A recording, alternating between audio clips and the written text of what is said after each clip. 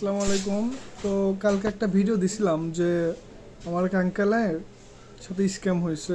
মানে 350 টাকা অফার ছিল, একটা ল্যাপটপ, একটা স্যামসাং গ্যালাক্সি S24, একটা স্মার্ট ওয়াচ এবং নিক ব্যান্ড। তো আঙ্কেল বুঝো নাই, তার বুদ্ধি একটু কম ছিল যে 350 টাকায় এত, 350 রিয়ালে এত কিছু দিচ্ছে, এটা কেমনে সম্ভব। তো তিনি তো টাকা পেইড করে জিনিসটা নিছে। সৌদি আরবের মতো একটা দেশে এই ঘটনাগুলো ঘটতেছে।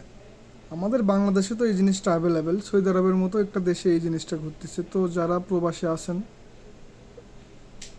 একটু কম দামে ভালো জিনিস পাচ্ছেন এই লোভে বক্সিং করা মাল, যেটা টাকা পেইড করার পরে আনবক্সিং হবে, সেই মালগুলো থেকে বিরত থাকবেন। 10 টাকা বেশি দিয়ে কিনেন, কারণ আপনার পরিশ্রমের টাকা। 10 টাকা বেশি দিয়ে কিনেন, কিন্তু ভালো জিনিসটা নেন, আনবক্সিং মালটা নেন।